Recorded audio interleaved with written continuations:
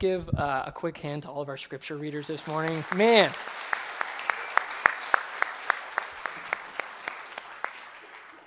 If you've ever been up here, you know that it's nerve-wracking. And the thing that everybody says is like, man, the lights didn't get any of that from these kids, man. They are locked in, ready to go. And what that is great, godly parents. That bravery and that courage is from great, godly parents, a good, God-fearing family. And that's all, and what a blessing. And we have an abundance of flows at Flagstone, and it's so cool. So that, my friends, as I was texting these parents and stuff and getting them ready for that, I was like, I'm already blessed. Before you guys have even gotten up here, I'm already blessed. I'm already good to go because this is going to be amazing. So I'm so glad that we all got to experience that today. If I have not met you yet, my name is Brandon Dodd. I'm the Connections Minister here at Flagstone Church, and that's a new role that I'm stepping into, which is really cool. I'm in charge of adult education, events, and some new guest things and all of that, and I get to preach every once in a while, those kinds of things. And so right now, for Mother's Day, I hope that all of you have had the opportunity already to tell your mom that you love her and share how much that she means. My own wife, Morgan, I know that the one thing that she probably wanted and desired most was to sleep in, man. Don't ask me to do anything or anything like that. And the curse of her being married to a minister is that we got to do some of that, but then she's the one that's kind of got to get the kids ready and all of that too. And she's got to undertake that herself. And so Morgan, I'm so appreciative of you, and I love you, and I think that you're amazing. I think that I need you. She's like, Brandon, please don't cry. I need you. I'm so thankful for you, and the mom that you are to our kids, and the wife that you are to me. You have blessed my life so much. Oh, she's crying. Okay, don't look at her. Don't look at her. Even though I pointed, it's fine. We can celebrate with moms today, but we can also laugh with moms. I asked our church family on Facebook this past week, hey, can you share some mom fails? And let me tell you, church family, y'all did not disappoint, okay? So I'm just going to read a couple of these, some of them word for word, some of them I have to adjust for legal reasons. The first one, and I'm not going to read all of them, just so you know, but just a couple that I'm picking out. I may or may not have left one of my children at church on Easter Sunday, just a few weeks ago, thinking that they would ride with Dad, but Dad thought the same thing. Okay, so you just leaving and getting out of here. Let me tell you, there was a surprising number that mentioned that they forgot to pick up their kids from special events, okay? This is a safe space for us to air all of that out. I forget my kid pick up from school, from basketball. I did not pack any extra clothes at daycare. I forgot my youngest child at school more times than I want to admit. Oh, jeez. My daughter had a skateboarding accident, and I just told her to brush it off. So she had an end-of-year school track and field day the following day, so I just threw her arm in a sling and told her to have fun. She complained afterwards that her arm still hurt. What do you know? X-ray, it's broken. #momfail. I spent 8 hours making a beautiful pirate ship cake as requested for my son's birthday, and upon completion, it completely busted and split down the middle, so he changed it to a shipwreck cake instead. Don't underestimate moms in the wild, man. Like this last one. After a full day of working in the yard and in the flower beds, we as a family sat on the rock ledge to take a break, and there was a brand new farm truck that rolled by when my youngest son, who was 5 at the time, said, "Whoa, Mama, what is that?" And without hesitation, because I was beyond exhausted and I wasn't thinking, I said, it's a expletive spreader. It's an expletive spreader. My son giggled, and my daughter spat out water across the yard. My husband laughed, and then it hit me that I had actually said the word. And I quickly explained to my son what it really was, all the while my daughter was laughing and said, "Mom, you weren't lying, though. You were correct." And she said, I introduced my son to his first cuss word at the age of 5. #momfail, I guess, right? This is a safe space. It's fine, okay? It's anonymous, but a couple of these, I'm like, I think I know. So Yeah, being a mom, man. I'm assuming, and we know, it's hilarious and intensive and time-consuming. It's a job, man. It's rewarding. It's beautiful. It's awe-inspiring. And at the same time, it's tough and stressful and just straight up too much at times. Did you guys hear that story that Logan read from Luke 2? You don't think that those 3 days that Jesus was separated from mom, you don't think those 3 days are like seared into her memory forever? It says at the end of those that she treasured all those things in her heart. I think that's one of those things that she locks up into a case and like doesn't treasure, that she pushes them way to the side, okay? Man, that's terrifying. It's heart-pounding. Even for a moment, I know that many of those things have happened to us. And just that question at the very end there, Mother, why were you searching for me? Listen, man, I've been asked some silly questions about my kiddos, but if my 8-year-old was out running feral and said, why were you searching for me?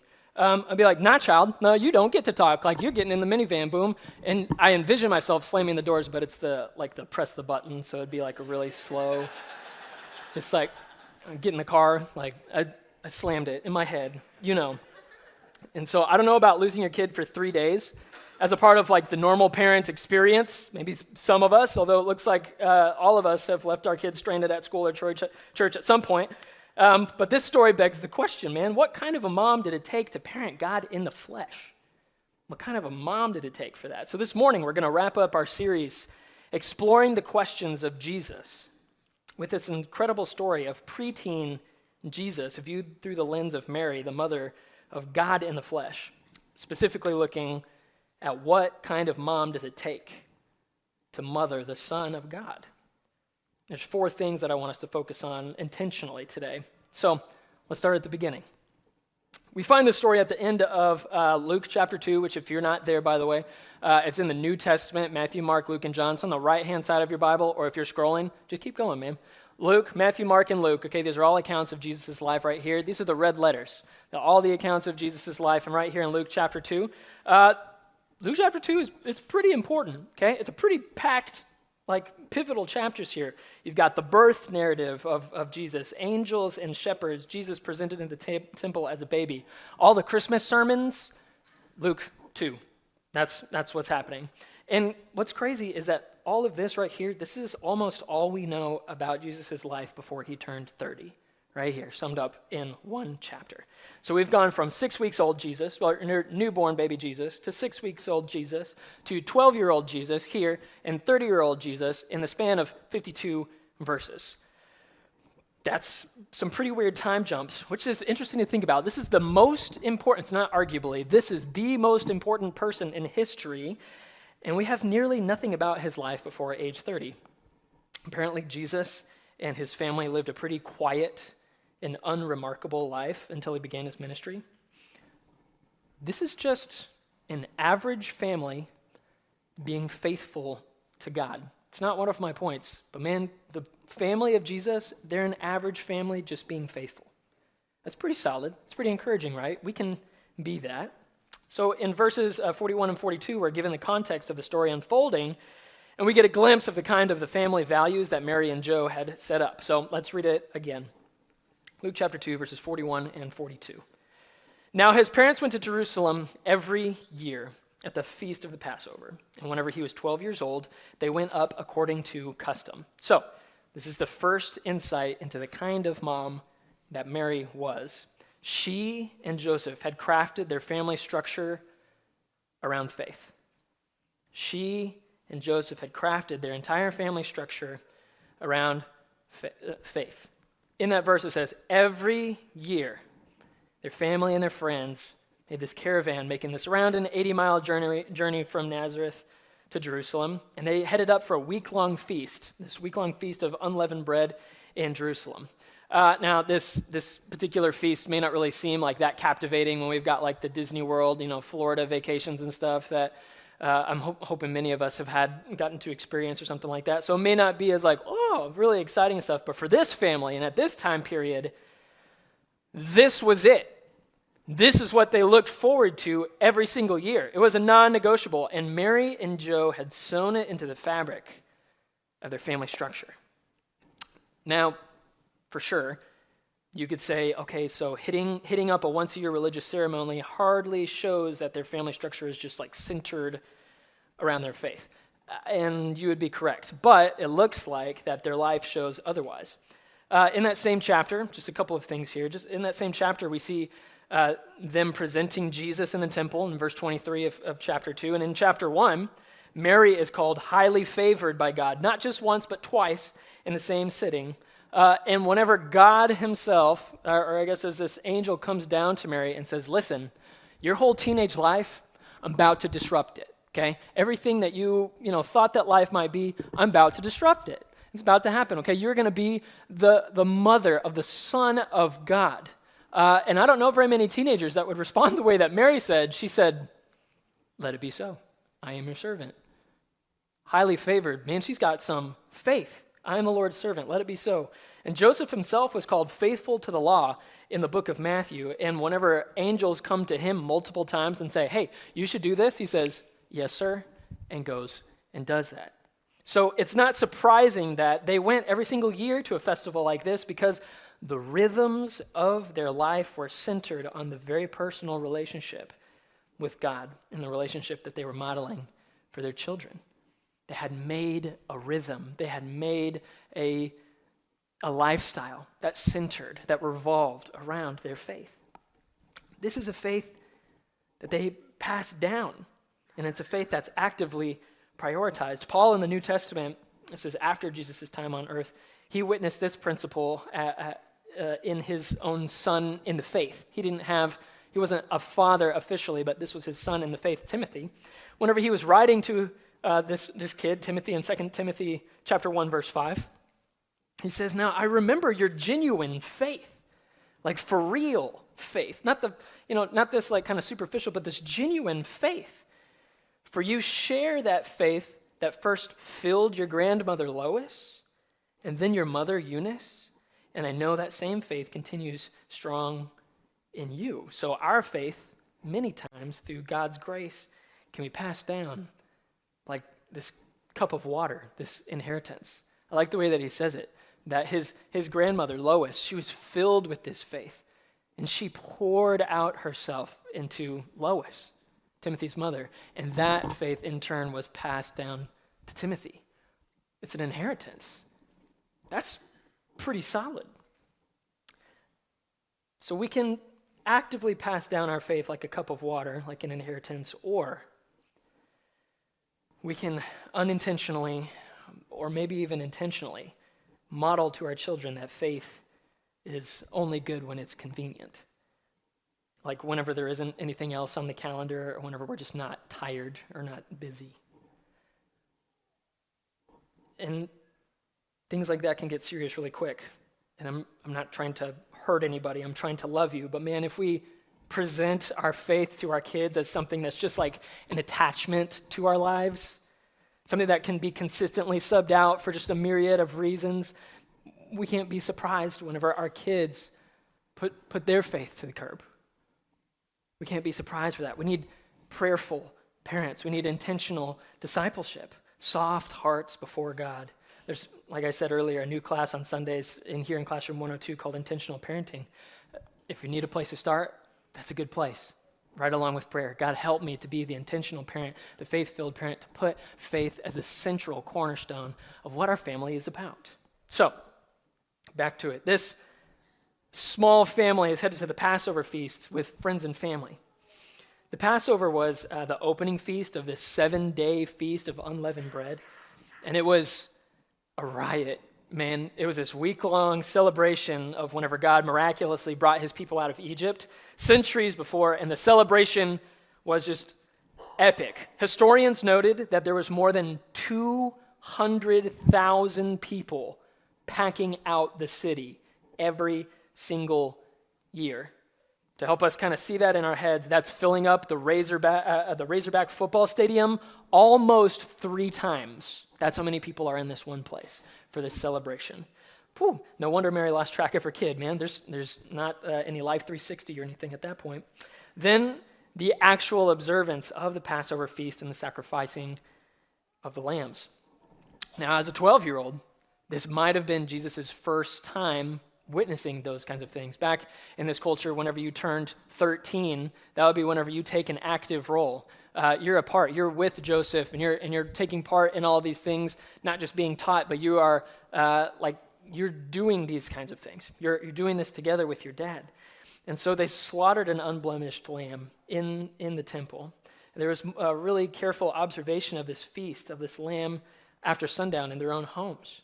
They sang psalms, they prayed prayers, they had ceremonial hand washings, all of these really joyful traditions and events that Joseph got to pass down to his son Jesus. You know that feeling of anticipating Christmas or whatever holiday that you're really excited about? And it's almost like this month-long thing. If you're my little brother Bradley, Christmas starts November 1. So we just completely take off Thanksgiving and just say, nope, it's happening right now. That kind of anticipation and getting excited and kind of giddy for all of the traditions and all of the things that you're going to do with your family, that's the way that this young family would have felt about this. And the way that you dads and the way that you moms feel about passing down some of those traditions. And then whenever your sons or daughters become old enough to be behind the curtain and get to be a part of the fun and be a part of the celebration in a little bit different way, that means a lot to mom and dad. That means a lot to the kid too. And that's what's happening right here with Jesus. Jesus gets to get behind the scenes.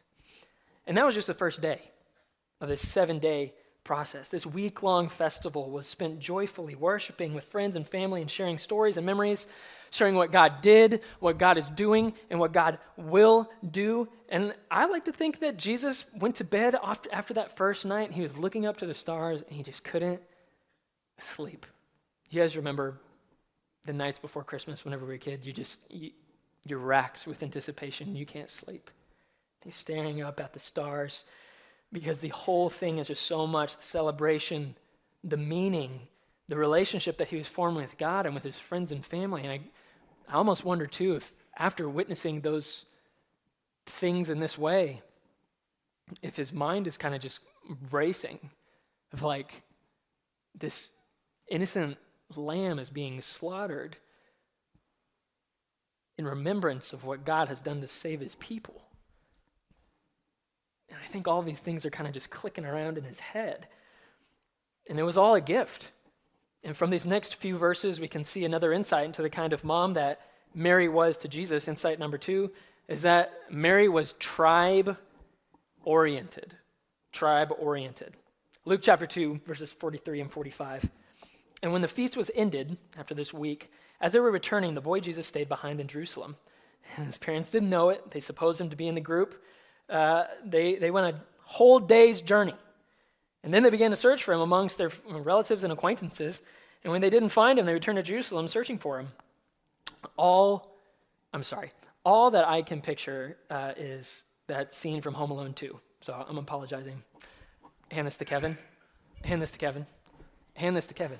Hand this to Kevin. Kevin's not here. Kevin's not here. Kevin's not here. Kevin's not here. Kevin!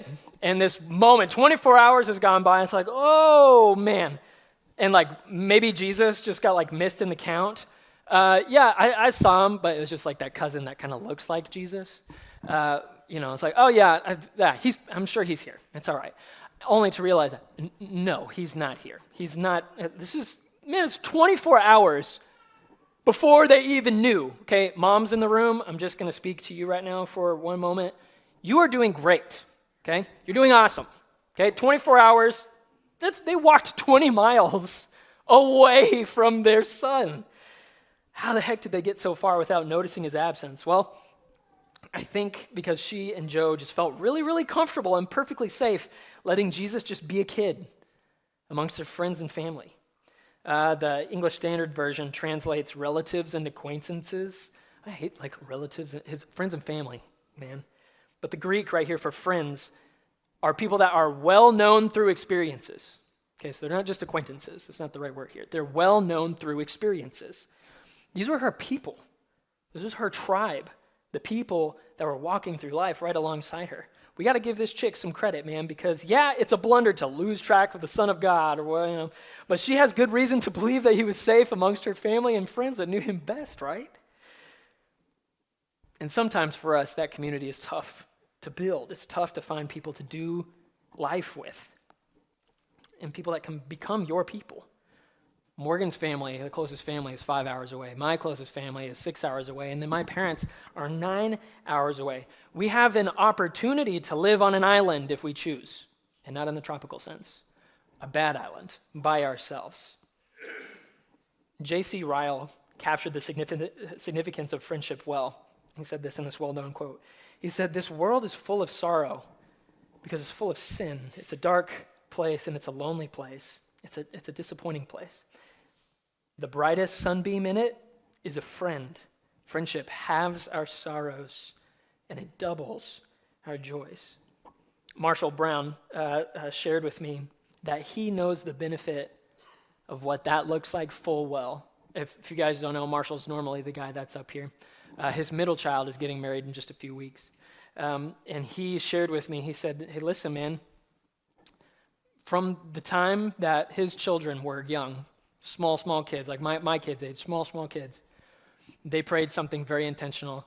They said, surround our kids with people, with good people, good, godly, Christian men and women that can lead their children. They prayed that very, very intentionally. And specifically for God, give us people that whenever they don't feel comfortable coming up to me, they can go to them. And as their middle child is getting married here in just a couple of weeks, who are all the people that are surrounding this young man? It's those people. The people that they have been praying for 22, 23 years. What a blessing, man. Those are the people that are surrounding his son on the most important day of his life, on his marriage, are the people that Marshall and Christy prayed for consistently, knocked on God's door for years and years and years and years and years. And if you don't have a tribe, if you feel like you don't have people that you feel like that you can do life with, pray for them. Pray to have them. Pray that your kids can have them. And then take a step in faith. Say, yeah, I will go to that lunch. I will go to that connection group. I will go to that extra thing. Pray for those things and watch for God to go to work. So back to the elephant in the room. Jesus had to know that they were leaving, right? Now, we don't know Jesus' thought process, but I can tell you one thing for certain. Are you ready? Mind-blowing. Jesus was 12. That's it. Jesus was 12. Logan McReynolds, 12-year-old. He's blessed with godly parents. He read that story right before we got going, and his parents and he are a blessing to this church. But the truth is that he's a 12-year-old with a lot of life to discover. And it's totally typical for a 12-year-old kid to unintentionally cause his parents some grief because he got caught up in some genuinely good moments. And as a human kid, Jesus learned just like we do. He learned slowly about faith and about relationships. He was probably a little bit awkward at times, probably a little pimply, and he definitely was not the fine-tuned, socially aware teacher that we see in his 30s in the next chapter. So here in the next few verses, we find out in Luke chapter 2, verses 46 and 48, after 3 days, they found him in the temple sitting among teachers, listening to them and asking them questions. And all who heard him were amazed at his understanding and his answers. And when his parents saw him, they were astonished. "Son, why have you treated us so? Behold, your father and I have searched for you in great distress." Here's another key to the kind of faith, the kind of mom that it takes to raise the Son of God. Well, she deeply cared for her children. She cared deeply for her children. It's obvious, but it's really worth noting that Mary loved her children with the same hysterical love that all moms have for their babies.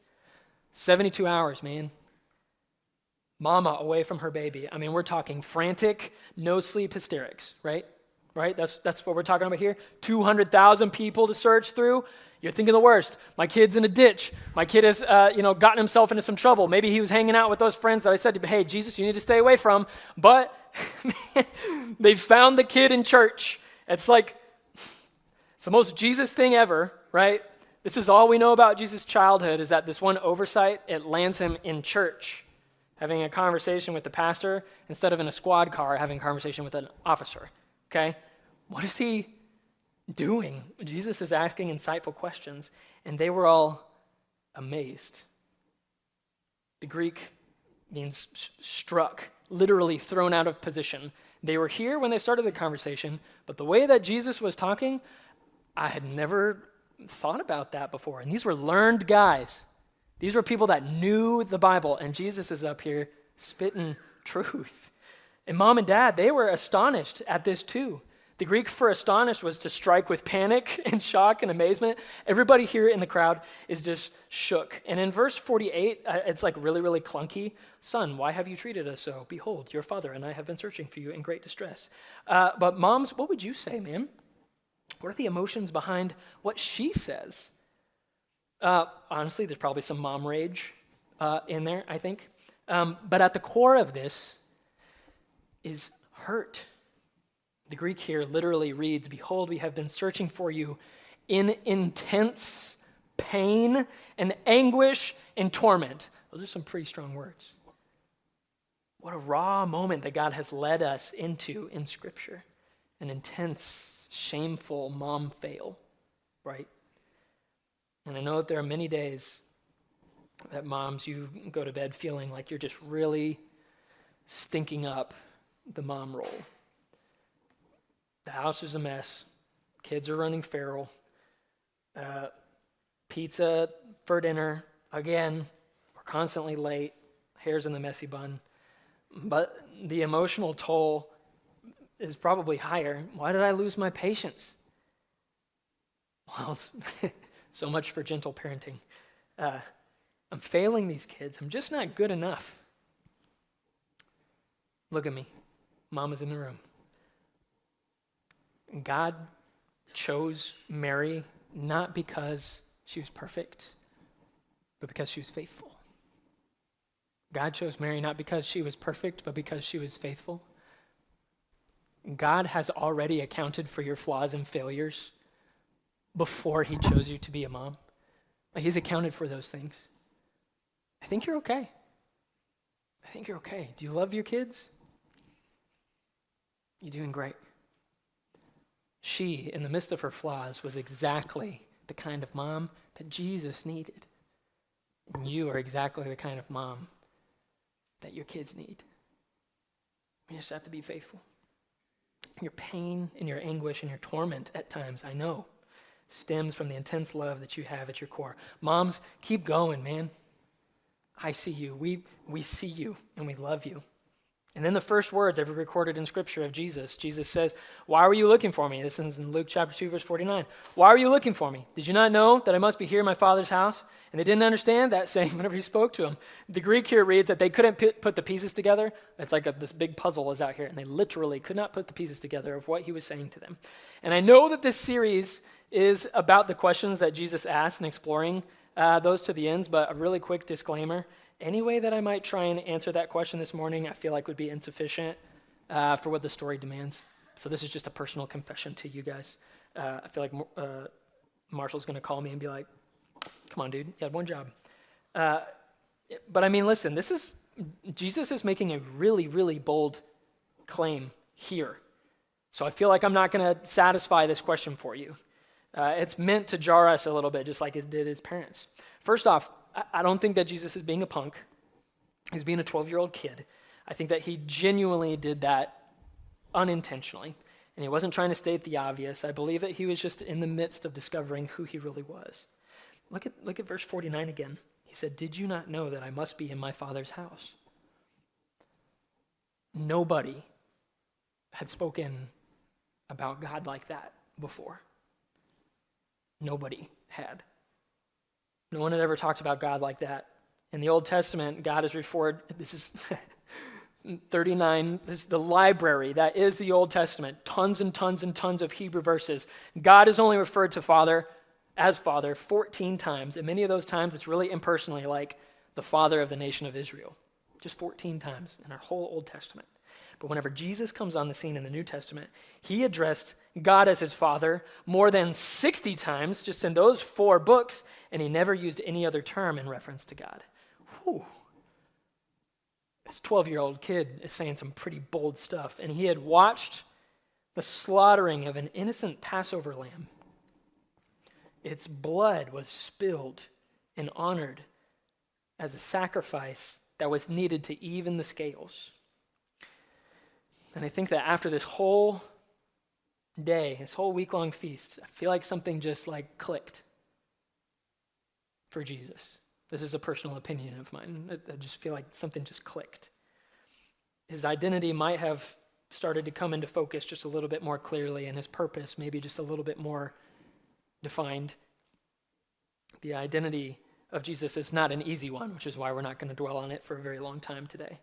I heard it's taboo from somebody to assign homework on Mother's Day, but it's worth dwelling on this week. Ask yourself these questions. Did Jesus always know that he was the Son of God? This baby in the manger, he knew he was the Son of God? Or did he gradually put the pieces together? Was there a balance? What kind of balance was there between his 100% divinity and his 100% humanness? And when did Mary put all of that together? Luke chapter 2, verses 50 and 52, they didn't understand. They couldn't put the pieces together, what he was saying, at least at the time.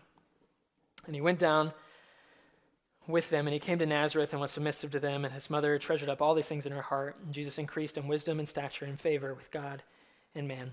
This is my last point this morning. Thank you guys so much for bearing with us here. Regardless of Mary's fault and her faults, the last insight that we can draw from the mother that Mary was that she and Joseph had crafted a family structure that grew their children, didn't just sustain them, that grew their children. Isn't this the prayer that you want to pray for your child too? Father, let my children, let my 3 kids grow in wisdom, in stature, and in favor, not just with you, but with you and with man. That's the prayer, man. And if you were going to define the purpose of motherhood yourself, if you say, what is the purpose of motherhood? What might you say? Well, when asked that question, Medium.com said that the purpose of being a mother is to love, care, and protect, and support. A mother's love is unconditional, supporting her child through all situations. Moreover, a mother should always protect her child from the dangers of this world, but give her child the strength and the courage to face those dangers.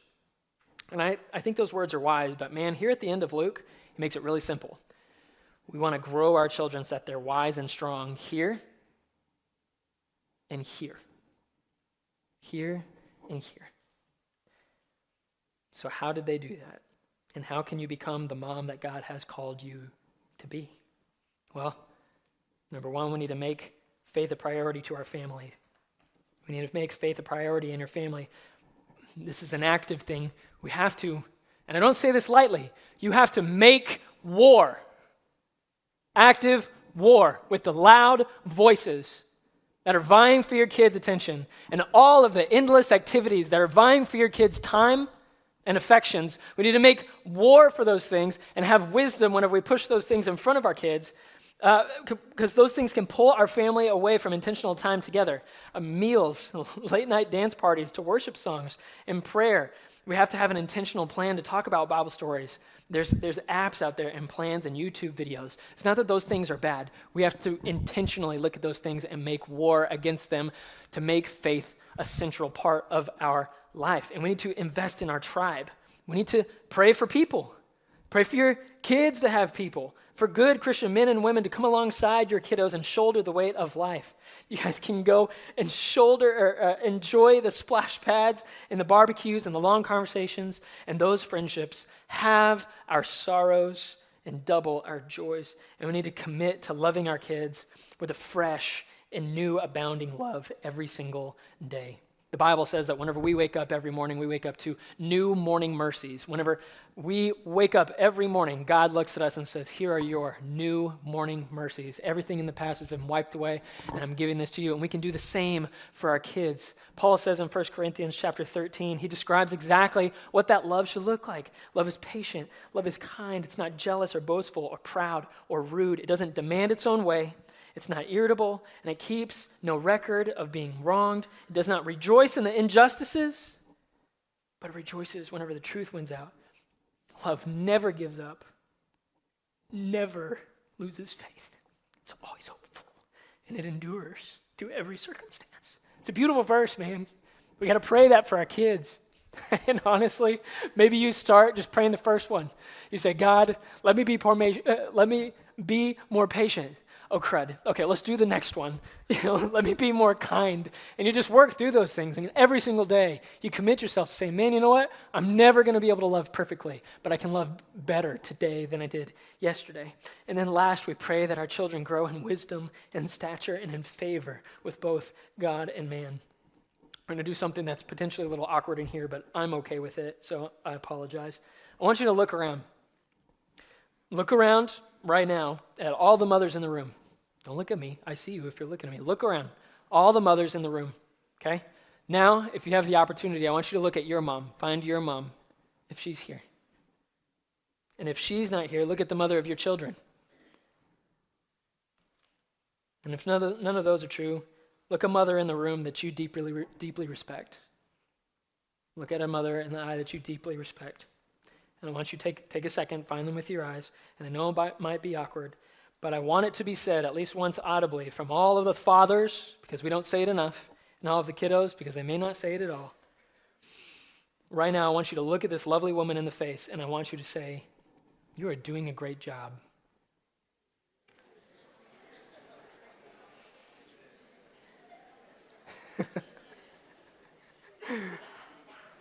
You're doing a great job. You're doing a great job. Moms, I hope that you feel that. Hope that you feel that. Hope you feel blessed this morning. If you've got kids, I hope your kids express that to you. If you've got a husband, husbands, say it to your wives if you've got kids. And if you're mentoring somebody else, man, we see you. All those things that are unspoken, we see those things. So moms, we love you. We love you. You're doing a great job. And if we can help in any way with any of those attributes, or just simply and boldly say, man, you know what? I need to love anew. My kids, my family, my husband, my God.